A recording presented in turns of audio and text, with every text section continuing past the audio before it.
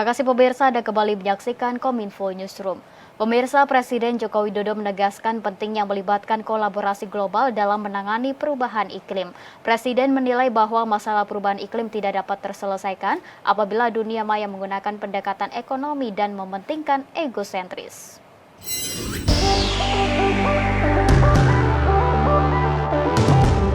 Presiden Joko Widodo membuka Indonesia International Sustainability Forum di Jakarta Convention Center, Jakarta pada Kamis 5 September 2024. Dalam pidatonya, Presiden menekankan perubahan iklim tidak akan pernah bisa selesai selama masih menggunakan pendekatan ekonomi. Kepala negara menilai untuk menyelesaikan permasalahan tersebut butuh pendekatan yang kolaboratif dan berkemanusiaan agar tidak ada rakyat kecil yang menjadi korban.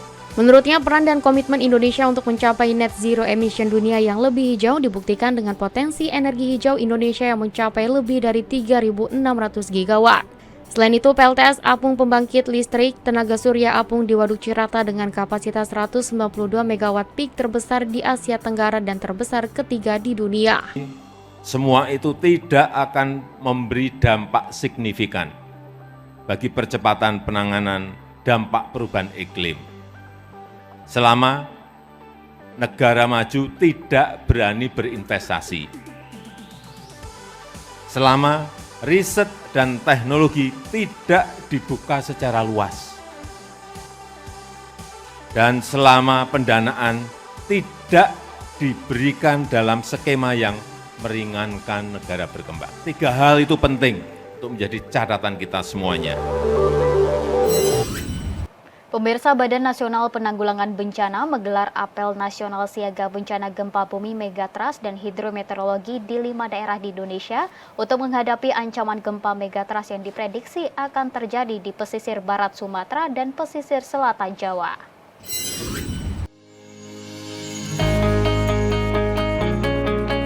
Badan Nasional Penanggulangan Bencana menggelar apel nasional siaga bencana gempa bumi, megatrust, dan hidrometeorologi untuk memperkecil potensi dampak yang ditimbulkan baik korban jiwa maupun kerusakan infrastruktur.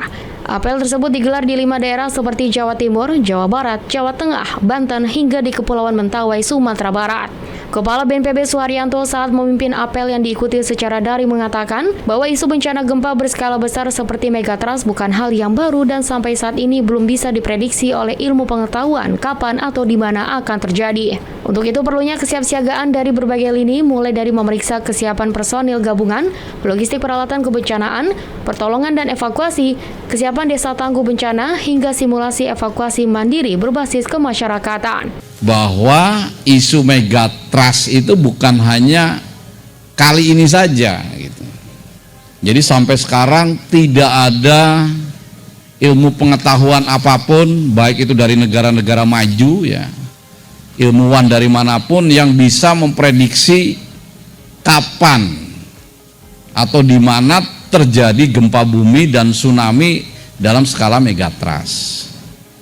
Jadi memang kita harus tetap waspada, siaga, ya, tapi tidak perlu juga takut berlebihan. Data dari BMKG menunjukkan sejumlah wilayah berpotensi dilanda gempa yang cukup besar. Adapun wilayah tersebut yakni segmen megatrust Mentawai Suberut dan megatrust Selat Sunda, di mana keduanya terakhir mengalami gempa lebih dari ratusan tahun lalu.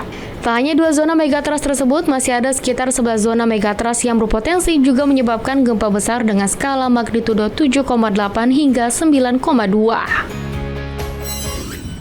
Kita beralih ke informasi lainnya, pemirsa. Menteri Pendayagunaan Aparatur Negara dan Reformasi Birokrasi Abdullah Azwar Anas mengungkap aparatur sipil negara yang direncanakan mulai pindah ke Ibu Kota Nusantara pada September dipastikan batal.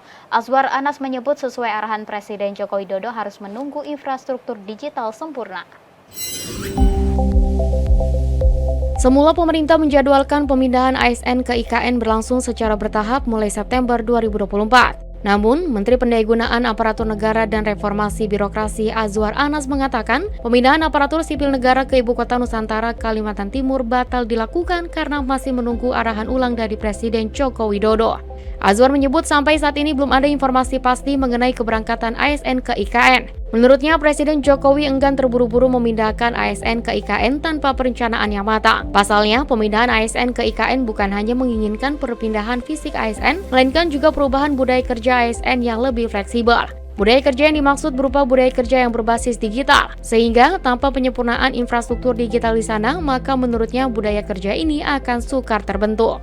Sebenarnya di September ini telah siap beberapa hunian, yang ini siap untuk ASN pindah secara bertahap. Namun ada arahan dari Bapak Presiden, ini supaya disempurnakan perkantoran dan sistem digitalnya. Sehingga dengan demikian beliau ada arahan terbaru untuk tidak terburu-buru menunggu penyempurnaan infrastruktur digital dan lain-lain. Karena ASN yang akan pindah ke IKN bukan hanya soal pindah kantor, tapi merubah budaya kerja, berarti infrastruktur digitalnya harus selesai dan lain-lain. Kira-kira gitu. Pemirsa, Kementerian Komunikasi dan Informatika mendorong platform digital aktif melakukan filtrasi terhadap konten hoax menjelang Pilkada 2024. Direktur Jenderal Informasi dan Komunikasi Publik Prabu Revolusi menekankan bahwa penangkalan hoax di berbagai platform digital penting untuk menciptakan suasana Pilkada serentak 2024 yang damai.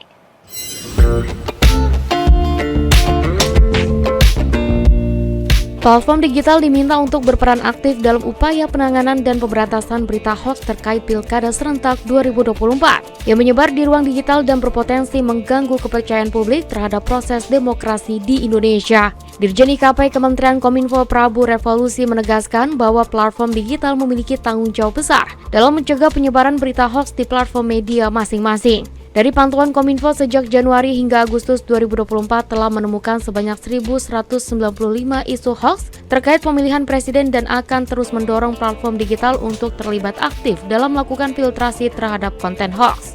Prabu menilai platform digital memiliki teknologi yang paling memadai untuk melakukan pemfilteran dan pengawasan terhadap konten yang berpotensi memecah belah bangsa. Ya. Jadi kita akan dorong ke sana agar platform pun ikut bertanggung jawab terhadap proses filtrasi daripada hoax ini. Ya, kita berharap ya agar konstruksi nyata di ruang sosial media atau media baru itu ya jaraknya tidak jauh-jauh amat dengan ruang nyata. Pemirsa, kami akan segera kembali dengan informasi lainnya. Tetaplah bersama kami.